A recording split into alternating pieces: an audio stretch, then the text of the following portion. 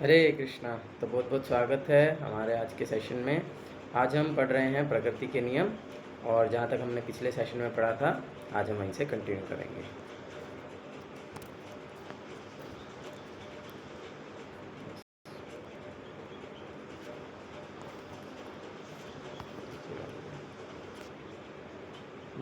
तो मेरी स्क्रीन देख पा रहे हैं? जी बिल्कुल। तो कल हमने यहाँ तक पढ़ा था, आज हम इससे आगे बढ़ेंगे। ज्ञान बनाम विद्या। ईशोपनिषद में उक्ति है, बुद्धिमानों ने बताया है कि ज्ञान की संस्कृति से एक प्रकार का फल मिलता है और अविद्या की संस्कृति से भिन्न प्रकार का। जैसा कि पहले कहा जा चुका है, ज्ञान की असली संस्कृति तो आध्यात्मिक ज्ञान का संवर्धन है। शारीरिक सुविधाओं या शरीर की रक्षा करने की दिशा में ज्ञान का संवर्धन विद्या की संस्कृति है, क्योंकि इस शरीर की रक्षा करने का आप चाहे जितना भी प्रयास करें, वह स्वाभाविक मार्ग का ही अनुसरण करेगा। वह क्या है? बारंबार जन्म तथा मृत्यु और शरीर के प्रकट होने पर रोग तथा वृद्धावस्था। लोग इस शरीर के ज्ञान का अनुशीलन करने में अति व्यस्त हैं, यद्यपि वे देखते हैं कि यह शरीर पल पल क्षीण होता रहता है। शरीर की मृत्यु जन्म के समय ही निश्चित हो गई थी, यह तथ्य है। अतः आप इस शरीर के प्राकृतिक प्रवाह अर्थात जन्म, बुढ़ापा, रोग तथा मृत्यु को रोक नहीं सकते। तो यहाँ पे डिफरेंस बताया है विद्या और अविद्या में। तो जो अविद्या है वो शरीर से संबंधित है, जैसे यहाँ पर बताया कि जो शरीर की रक्षा करने से संबंधित है, शरीर को सुविधाएं देने से संबंधित है। ये जो विद्या है, ये जो ज्ञान है, ये वास्तविकता में अविद्या है। और विद्या जो है वो आत्मा से संबंधित, भगवान से संबंधित ज्ञान है।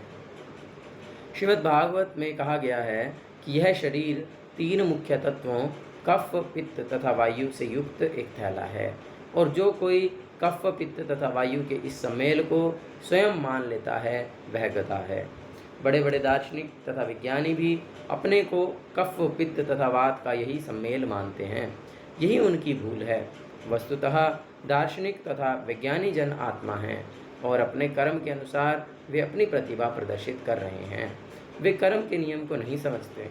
आखिर हम इतने सारे भिन्न भिन्न व्यक्ति क्यों पाते हैं? यदि मनुष्य कफ, वात तथा पित्त के सम्मेल के अतिरिक्त और कुछ नहीं, तो फिर वे एक जैसे क्यों नहीं हैं? कोई लखपति के घर में जन्म लेता है, किसी दूसरे को कठोर श्रम करने पर भी दिन भर 2 बार का भोजन नहीं मिल पाता। यह अंतर क्यों? ऐसा कर्म के नियम के कारण होता है। जो इस रहस्य को जानता है वह ज्ञानी है। यह मनुष्य जन्म हमें जीवन के रहस्य को समझने के लिए मिला है। जो इस मनुष्य रूप को इस प्रयोजन में प्रयुक्त नहीं करता वह कृपण अर्थात कंजूस है। गर्ग उपनिषद में ऐसा कहा गया है, यदि आपको 10 लाख डॉलर मिलें और आप इसका उपयोग यह सोचकर करें कि मैं इसे बैंक खाते में रखूँगा, तो आप कृपण हैं। आपको इसका पता नहीं कि अपने धन का किस प्रकार उपयोग करें। दूसरी ओर एक व्यक्ति जो इस 10 लाख डॉलर का उपयोग अन्य 10 लाख डॉलर बनाने में करता है वह बुद्धिमान है। इसी तरह यह मनुष्य जीवन अमूल्य है। जो इसका उपयोग आध्यात्मिक ज्ञान का अनुशीलन करने में करता है वह ब्राह्मण है, बुद्धिमान है। और जो भौतिकतावादी ज्ञान का अनुशीलन करता है वह कृपण है। एक ब्राह्मण और कृपण में यही अंतर है। जो व्यक्ति इस शरीर का उपयोग कुत्ते बिल्लियों की तरह केवल इंद्रिय तृप्ति के लिए करता है वह कृपण है। वह नहीं जानता कि अपने 10 लाख डॉलरों का उपयोग कैसे करें। इसीलिए माता, पिता, राज्य तथा शिक्षकों का यह कर्तव्य है कि वे अपने आश्रितों को जीवन के प्रारंभ से ही आध्यात्मिक शिक्षा दें। निसंदेह श्रीमद् भागवत का कथन है कि जब तक कोई अपने आश्रितों को उस आध्यात्मिक ज्ञान के स्तर तक ऊपर उठाने में सक्षम ना हो जो उन्हें बारंबार होने वाले जन्म मृत्यु से बचा सके, तब तक उसे पिता, माता, गुरु या सरकार का मुखिया नहीं बनना चाहिए। बड़ा सुंदर श्लोक है। गुरु न सस्यात् जननी न सस्यात्, पिता न सस्यात् पतिर्न सस्यात्। ऐसे करके श्रीमद् भागवतम में बड़ा सुंदर श्लोक दिया गया है कि गुरु नहीं बनना चाहिए, माता नहीं बनना चाहिए, पिता नहीं बनना चाहिए, हाँ, जैसे यहाँ बोला कि कोई मुखिया नहीं बनना चाहिए, लीडर नहीं बनना चाहिए जब तक अपने आश्रितों को ना मोचेत यदि मृत्यु जो है, अगर वो जो है मृत्यु से अपने आश्रितों को नहीं बचा सकता, अगर वो अपने आश्रितों को इस जन्म मृत्यु के चक्र से बाहर नहीं निकाल सकता, तो उसे इस प्रकार से अपने आश्रय में किसी को भी नहीं लेना चाहिए, किसी को भी शादी नहीं करना चाहिए। अगर वो जो है स्वयं बहुत दृढ़तापूर्वक जो है भक्ति में नहीं लगा है और वो अपने आश्रित यानी अपनी पत्नी को भी जो है इस जन्म मृत्यु के चक्कर से निकाल देगा, इस बात की गारंटी लेता है, तो शादी नहीं करना चाहिए। उसे पिता नहीं बनना चाहिए या माता नहीं बनना चाहिए जब तक जो है उन्हें इस बात की गारंटी नहीं है कि हमारे घर में जो बच्चा जन्म लेगा हम उसे आध्यात्मिक ज्ञान से पूर्ण करेंगे, उसे भगवान का भक्त ही बनाएंगे बहुत अच्छा, और वो जो है उसके बाद जन्म मृत्यु के चक्कर से निकल जाएगा। इसी प्रकार से किसी को शिष्य स्वीकार नहीं करना चाहिए जब तक कि वो जो है इस बात में दृढ़ नहीं है कि वो अपने शिष्यों को भगवान के धाम ले जाने के योग्य बना देगा। तो इस प्रकार से जो है श्रीमद् भागवतम में बताया गया। बहुत प्रैक्टिकल टीचिंग है, आजकल तो लोग सोचते नहीं हैं, है ना, और बस सब लोग कर रहे हैं तो भेड़ चाल में चलो सब शादी कर रहे हैं, चलो शादी तो करनी होती है, ऐसा थोड़ी है कि शादी नहीं करनी होती है, तो बड़े हो गए तो सबको शादी करनी है, ऐसा सोचते हैं। तो शादी हो गई तो फिर बच्चा भी करना ही है तो ये इस प्रकार से नहीं है, ये बहुत इंपॉर्टेंट चीज़ है, हमको इस प्रकार से सोच करके ही करना चाहिए। हाँ, कि क्या मैं अपने आप को इंट्रोस्पेक्ट करके करना चाहिए कि क्या मैं इतना योग्य हूँ, तभी करना चाहिए। आगे है अगला टॉपिक, ईश्वर को जानने की विधि। वैदिक शिष्य परंपरा में, अच्छा कोई और पढ़िए।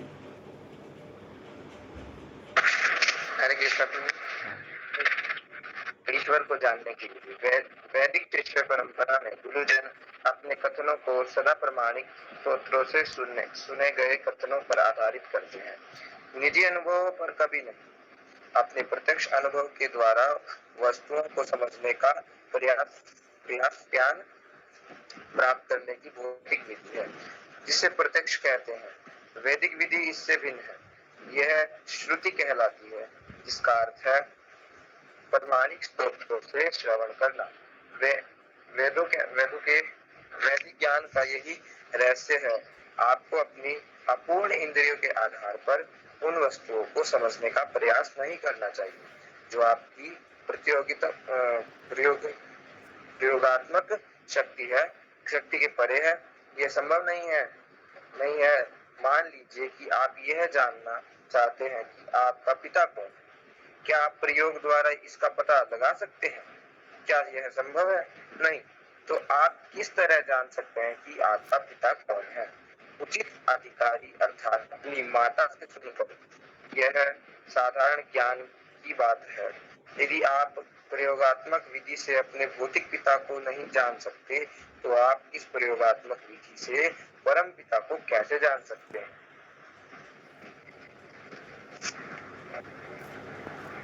कृष्ण आदि पिता, वे आपके पिता के पिता हैं इत्यादि। अतः यदि आप इस प्रयोगात्मक विधि से अपने ही पिता को अर्थात पिछली पीढ़ी को ही नहीं जान सकते, तो भला इस तरह से आप ईश्वर या कृष्ण को कैसे जान सकते हैं? तो यहाँ पर प्रत्यक्ष प्रमाण की बात हो रही है और श्रुति की बात हो रही है, श्रुति प्रमाण की। तो हम मुख्य रूप से 3 प्रमाणों को चर्चा करते हैं कि 3 प्रकार से हम ज्ञान प्राप्त कर सकते हैं, जिसमें सबसे पहले है प्रत्यक्ष प्रमाण, फिर अनुमान प्रमाण और फिर जो है श्रुति प्रमाण। तो जो है प्रत्यक्ष प्रमाण क्या है? प्रत्यक्ष प्रमाण का अर्थ है कि जो चीज़ें मैं प्रत्यक्ष रूप से अनुभव कर सकता हूँ मैं उसी को स्वीकार करूँगा, इसे प्रत्यक्ष प्रमाण बोलते हैं।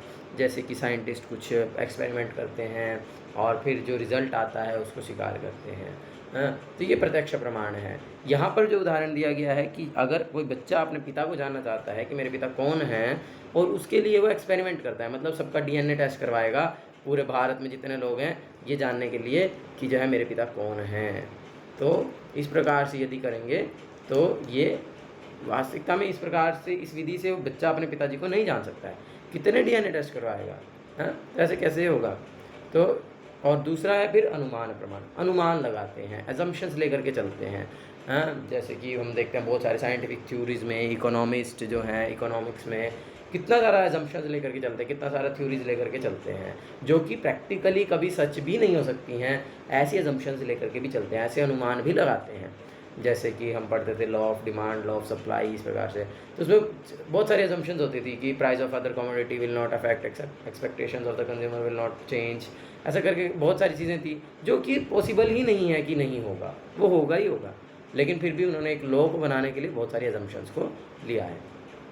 तो उस प्रकार से अनुमान प्रमाण से भी अगर हम देखें कि कोई बच्चा अपने पिताजी को देखना चाहता है, अरे इस व्यक्ति का रंग मेरे जैसा है, ये मेरे पिता हो सकते हैं, अरे इनकी नाक मेरे जैसी लग रही है, ये मेरे पिता हो सकते हैं, इनका बोलने का स्टाइल मेरे जैसा है, ये मेरे पिताजी हो सकते हैं। इस प्रकार से भी जो है वास्तविकता में अपने पिता को बच्चा नहीं जान पाएगा। लेकिन तीसरा है श्रुति प्रमाण, हाँ, जिसमें कि यदि वह अथॉरिटी से श्रवण कर लेगा, अथॉरिटी कौन है, पिताजी के बारे में कौन बताएगी, माँ बताएगी। तो अगर वो जाकर के सीधा माँ से पूछ ले, माँ मेरे पिताजी कौन है, तो माँ बोल देगी ये हैं तुम्हारे पिताजी, बस बात खत्म, सब पता लग गया पिताजी कौन है, हाँ? तो उसी प्रकार से यहाँ पर जब हम अपने डायरेक्ट पिता को जो है इस प्रकार से नहीं जान सकते, तो फिर परम पिता को कैसे जानेंगे, जो पिता के पिता के पिता के पिता अल्टीमेट पिता हैं, उनको हम कैसे समझ सकते हैं। भगवान जो कि अधोक्षज हैं, उनको हम कैसे प्रत्यक्ष प्रमाण से समझ सकते हैं, नहीं समझ सकते। इसीलिए श्रुति प्रमाण चाहिए। श्रुति मीन्स शास्त्र, है ना। तो शास्त्रों का प्रमाण चाहिए। शास्त्रों में बताया गया भगवान कौन है, भगवान कैसे हैं, भगवान कहाँ रहते हैं, सब बताया गया। सिंपली हमको सुन करके स्वीकार कर लेना चाहिए। अच्छा, जैसे अगर इसमें एक और चीज़ है कि जैसे हमने अगर श्रुति प्रमाण से समझ लिया कि जो है ये हमारे पिताजी हैं, माँ ने बता दिया कि ये पिताजी है, तो फिर हम प्रत्यक्ष प्रमाण से उसको कंफर्म कर सकते हैं। हम डीएनए टेस्ट करके फिर उस व्यक्ति का डीएनए टेस्ट करके कंफर्म कर सकते हैं कि हाँ देखो डीएनए टेस्ट मैच हो गया, हाँ यही पिताजी है। हाँ, उसी प्रकार से ये जो श्रुति प्रमाण है, ये जो शास्त्रों की जो बात है भगवान के बारे में, उसे भी हम जो है अपने प्रत्यक्ष प्रमाण से जो है कंफर्म कर सकते हैं ग्रेजुअली, है ना। जब हम प्रोसेस को फॉलो करेंगे, जब हम जो चीज़ें बताई गई हैं, भगवान को कैसे जाना जा सकता है, भगवान को कैसे दर्शन किया जा सकता है, भगवान प्रेमांजना छुरिता भक्ति विलोचन है ना, इस प्रकार से जब हम उन चीज़ों को पालन करेंगे, तब हम भगवान के दर्शन भी कर पाएंगे, तब हम भगवान से बात भी कर पाएंगे, तब हम भगवान से आदान प्रदान भी कर पाएंगे, और ये तो समझ पाएंगे कि हाँ भगवान भी हैं। तो इस प्रकार से उसके लिए हमें श्रुति प्रमाण का पालन करना होगा। लोग प्रयोगात्मक विधि से ईश्वर को खोजते हैं, किंतु काफी खोज के बाद वे असफल हो जाते हैं। तब वे कहते हैं ओ ईश्वर नहीं है, मैं ही ईश्वर हूँ।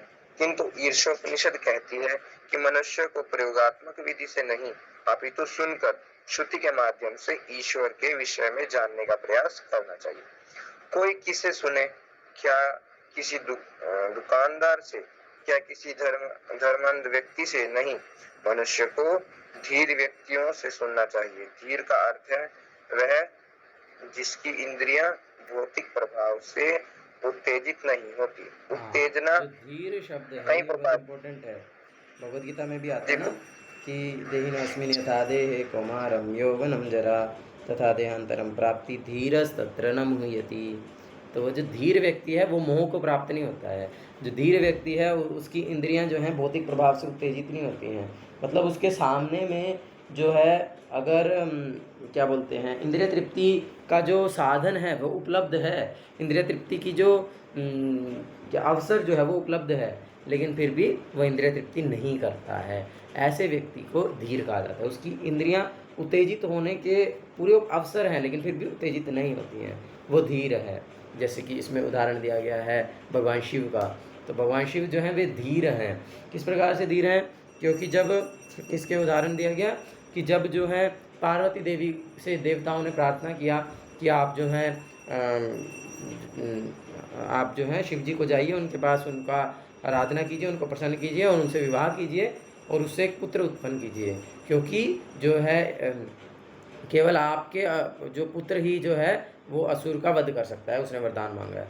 तो इस प्रकार से फिर जो है वो जब जाती हैं और एकदम अकेला स्थान है, कोई भी नहीं है, केवल शिव जी हैं वहाँ पर, और वो जो है दिगंबर हैं, दिशाएं ही जिनके अंबर, मतलब कोई वस्त्र नहीं है शरीर पर।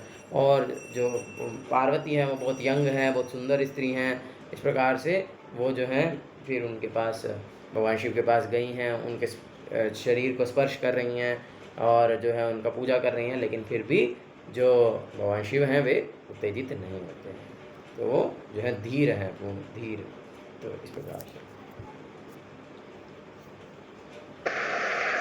उत्तेजना कई प्रकार की होती है, मन की, वाक शक्ति की, क्रोध की तथा जीव की, उदर एवं जननांगों की। हाँ, जब तो हम 6 प्रकार की क्रोध उत्तेजनाएं हैं। एक तो है मन की उत्तेजना है। मन की वेग क्या है? हमारा मन बोलता है ये कर, मन बोलता है वो कर, ऐसे कर, वैसे कर, ऐसे नहीं करना, वैसे नहीं करना, वहाँ नहीं जाना, वहाँ जाना है, हाँ, ऐसा करके ये हमारी मन की उत्तेजनाएं हैं। और फिर उसके बाद है वाक शक्ति की। वाक शक्ति मतलब हम बोलना चाहते हैं, कुछ भी बोलना चाहते हैं, कुछ भी बोलते हैं, हाँ, तो ये है वाक शक्ति की उत्तेजना। क्रोध की, गुस्सा करते हैं। जीभ की, अच्छा अच्छा खाना चाहते हैं। उदर की, ज़्यादा ज़्यादा खाना चाहते हैं। जननांगों की, इंद्रिय तृप्ति करना चाहते हैं, वासनाएं पूर्ण करना चाहते हैं। जब हम क्रोध होते हैं तो सब कुछ भूल जाते हैं और कोई भी बेदगी कर सकते हैं तथा अनपशनप बोल सकते हैं। जीव की उत्तेजना के लिए नाना प्रकार के विज्ञापन आते हैं। यह है शराब, यह है मुर्गा या मांस, यह है गोमांस। क्या क्या क्या हम शराब, मुर्गे के मांस या गोमांस के बिना मर जाएंगे? नहीं। कृष्ण ने खाने के लिए मनुष्य को अनेकानेक अच्छी वस्तुएं दे रखी है, यथा अन्न, दुग्ध, फल आदि। गाय प्रचुर दूध देती है, वह भी अपने लिए नहीं अपितु मनुष्य के लिए। यही उचित मानव आहार है। ईश्वर कहते हैं, हे गौ, यद्यपि तुम दूध देती हो किंतु तुम उसे पी नहीं सकती। यह उन मनुष्यों के लिए है जो पशुओं से अधिक उन्नत है। निसंदेह बचपन में पशु अपनी माता का दूध पीता है तथा बछड़े गाय का कुछ दूध पीते हैं, लेकिन गाय उससे अधिक दूध देती है और यह अधिक मात्रा निश्चित ही हमारे लिए है। हमारे लिए ईश्वर ने जो उचित भोजन नियत कर दिए हैं उसे ही हमें स्वीकार करना चाहिए, लेकिन ऐसा नहीं हो पाता। जीव की उत्तेजना वश हम सोचते हैं, मैं अन्न, दुग्ध, उत्पाद, शाक तथा फल खाकर ही क्यों संतुष्ट हूँ? मैं तो कसाई घर चला जाऊंगा और इन गौओं का वध करूंगा। जिस तरह मैंने अपनी माता का दूध पिया था, उसी प्रकार गायों का दूध पीकर मैं अपनी जीव की तुष्टि हेतु इनका वध करूंगा। आपको ऐसी बेतुकी बातें नहीं सोचनी चाहिए,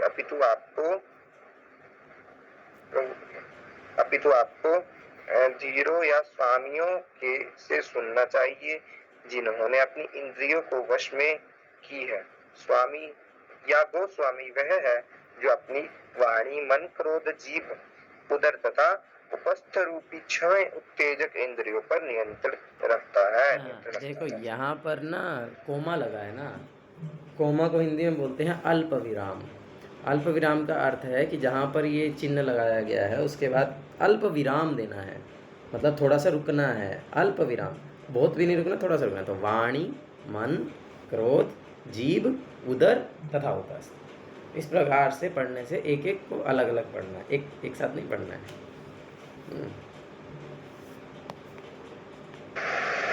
जी प्रभु। कालिदास की सुंदर काव्य कृत कुमारा संभव में शिव को धीर कहा गया है। जब शिव की पत्नी सती ने यह सुना कि अपने पिता द्वारा संपन्न किए जाने वाले यज्ञ में शिव का अपमान किया जा रहा है, तो सती ने आत्महत्या कर ली। अपनी पत्नी की आत्महत्या का समाचार सुनकर शिव जी अत्यंत क्रोध हो उठे और कहीं अन्यत्र समाधि लगाने के लिए उन्होंने इस ग्रह को छोड़ दिया। उस समय असुरों तथा देवताओं के बीच युद्ध चल रहा था। देवताओं को एक अच्छे सेनापति की आवश्यकता हुई। वह इस निर्णय पर पहुंचे कि यदि शिव जी एक पुत्र उत्पन्न कर दे तो वह पुत्र असुरों के विरुद्ध युद्ध में उनकी अगुवाई कर सकता है। ध्यान करते समय शिव जी पूर्णतः नग्न थे। अंततः सती की पुनर्जन्म पार्वती को उनके जननांगों के संभोग के प्रति उत्तेजक बनाने के लिए भेजा गया, किंतु वह उत्तेजित नहीं हुए, वह मौन रहे। यदि यही यहीं पर कालिदास कहते हैं, यही एक धीर है, वह नग्न है और एक युवती उनके जनन अंगों का स्पर्श कर रही है, फिर भी वह विचलित नहीं हो रहे हैं। मैं तो एक्सप्लेन कर दिया, आगे पढ़िए निशांत प्रभु। धीर का अर्थ है वह जो उत्तेजित कर देने वाले कारण उपस्थित होने पर भी विचलित ना हो। यदि कोई उत्तम भोजन खा रखा हो तो उसे चखने के लिए मेरी जीभ को उत्तेजित नहीं होना चाहिए। यदि कोई अति सुंदर लड़की या लड़का हो तो भी मुझे कामेच्छा से विचलित नहीं होना चाहिए। इस तरह जो धीर होता है वह उपयुक्त क्षय उत्तेजित बनाने वाली शक्तियों को अपने नियंत्रण में रखता है। ऐसा नहीं था कि सूजी नपुंसक थे, वे धीर थे। इस तरह कृष्ण अनेक बालाओं के साथ नृत्य किए, किंतु उनमें किसी प्रकार की कामवासना नहीं थी। अतः आपको किसी ऐसे व्यक्ति से श्रवण करना होगा जो धीर हो। यदि आप किसी अधीर से सुनेंगे तो आप जो भी ज्ञान प्राप्त करेंगे वह व्यर्थ होगा। ईशो उपनिषद में उद्धृत एक उक्ति है कि एक छात्र अपने गुरु से पूछने के लिए उनके पास जाता है तो गुरु यह कहते हैं, मैंने जो प्रामाणिक स्रोतों से सुना है वह यही है। गुरु अपने निजी अनुभव से कोई नया अधिकार नहीं करते। वे जो सुना रहता है ठीक उसी रूप से उसे प्रस्तुत करते हैं। इसलिए हमें किसी वस्तु की खोज नहीं करनी है। सब कुछ विद्यमान है। हमें ऐसे धीर व्यक्ति के केवल श्रवण करना चाहिए जो 6 प्रकार के वेगों से विचलित नहीं होता। ज्ञान प्राप्त करने की वैदिक विधि यही है। यदि हम किसी अन्य विधि का उपयोग करने की कोशिश करेंगे तो हम अविद्या से ढके रह जाएंगे। ईशोपनिषद कहती है, जो अविद्या तथा दिव्य ज्ञान की विधि को साथ साथ सीख सकते हैं वे भी बारंबार जन्म मरण के प्रभाव को लांघ सकते हैं और अमरता के पूर्ण वरदान का आनंद उठा सकते हैं। लोग यही नहीं समझ पाते कि अमरता है क्या। वे इसे काल्पनिक मत मानते हैं।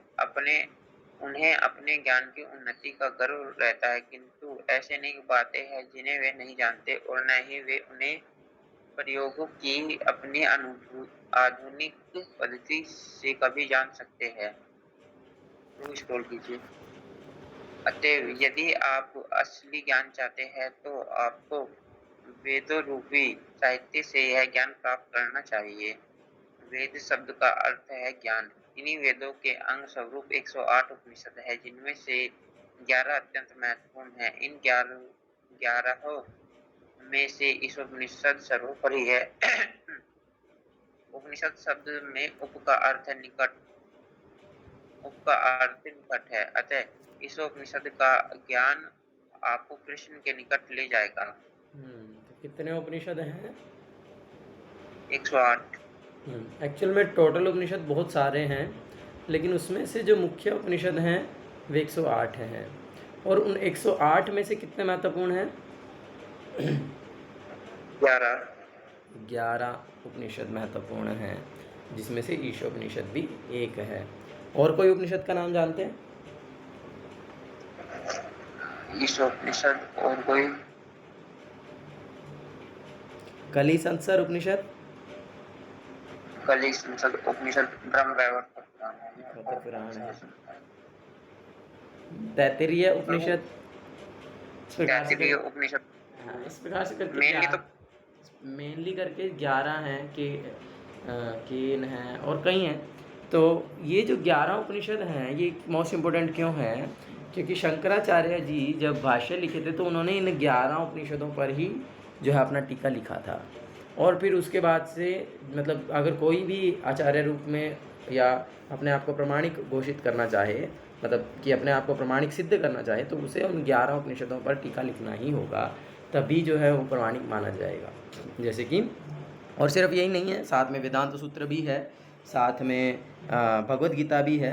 तो इन चीज़ों पर तो कम से कम टीका लिखना होगा, तभी जो है जो वो आचार्य है, वो व्यक्ति है, वो परंपरा है, उसे तभी प्रामाणिक माना जाएगा, नहीं तो प्रामाणिक नहीं माना जाएगा। हम गोविंद देव जी की कथा में ये डिटेल में सुनते हैं, है ना। तो वेदांत सूत्र का और 11 उपनिषद का और भगवत गीता का भाष्य कम से कम होना चाहिए। तो इसीलिए हम जिस व्यक्ति से ज्ञान ले रहे हैं तो हमें हमें पहले ये समझना चाहिए कि क्या उस व्यक्ति ने जो है इन सब के ऊपर टीका लिखी है।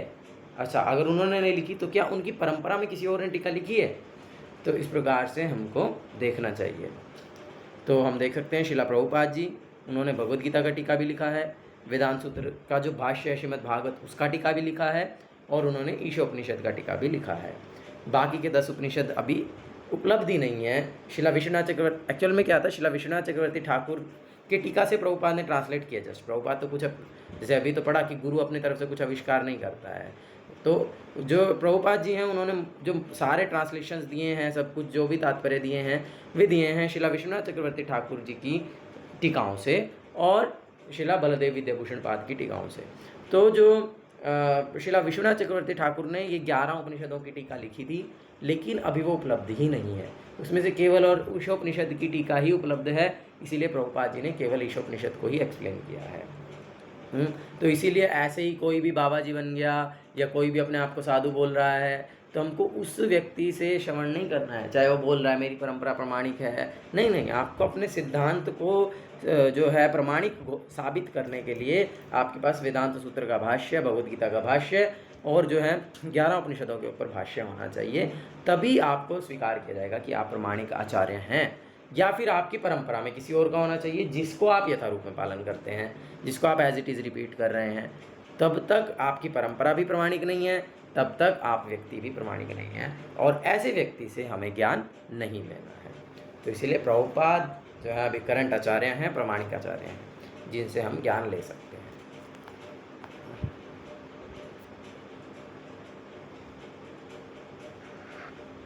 बढ़िया। विद्वत समाजों में वेदों की श्रुति प्रारंभिक प्रमाण के रूप में माना जाता है। ये बद्धजीवों के शोध कार्य द्वारा स्थापित किया गया ज्ञान नहीं है। ऐसे लोगों की इंद्रिया अपूर्ण होती है, अतः वे वस्तुओं को यथारूप नहीं देख सकते, वे केवल सिद्धांत बगराते हैं, बोलते हैं बस। ऐसा हो सकता है, वैसा हो सकता है, यह ज्ञान नहीं है। ज्ञान निश्चित होता है, प्रभु बोल लीजिए, उससे कोई संदेह या त्रुटि नहीं रहती। बद्धजीव गलतियां करते हैं, मोहग्रस्त हो जाते हैं और धोखा देते हैं। वे किस तरह धोखा देते हैं, जब कोई भगवत गीता न समझते हुए भी उस पर टीका लिखता है तो वह अबोध जनता को धोखा देता है। जिसके पास विद्वान की उपाधि होती है वह भगवत गीता की लोकप्रियता का लाभ उठाकर टीका लिखता है। ऐसे तथाकथित विद्वान दावा करते हैं कि कोई भी व्यक्ति अपना खुद का मत व्यक्त कर सकता है, किंतु भगवत गीता में कृष्ण कहते हैं कि केवल उनके भक्त ही गीता को समझ सकते हैं। अतः ये तथाकथित विद्वान धोखा दे रहे होते हैं। निष्कर्ष यह है कि अब ये टॉपिक लंबा है, टाइम हो गया, तो हम इस टॉपिक को कल यहीं से ही कंटिन्यू करेंगे। ठीक है, निष्कर्ष यह है, ऐसे कल को कंटिन्यू करेंगे। कुछ किसी को है, कुछ प्रश्न है, कुछ कहना चाहते हैं? नहीं प्रभु, क्लियर है? तो ठीक है, फिर आज का समय करते हैं। जी प्रभु। हरे कृष्णा कृष्णा यहाँ से तो प्रभु बहुत क्वेश्चंस में बीच में आते हैं प्रश्न, बट वो आगे आगे क्लियर हो जाते हैं। हरे राम राम राम हरे हरे। जय श्रील प्रभुपाद की जय, स्वच्छानंद महाराज की जय, निताई गौर भगवान हरे हरे।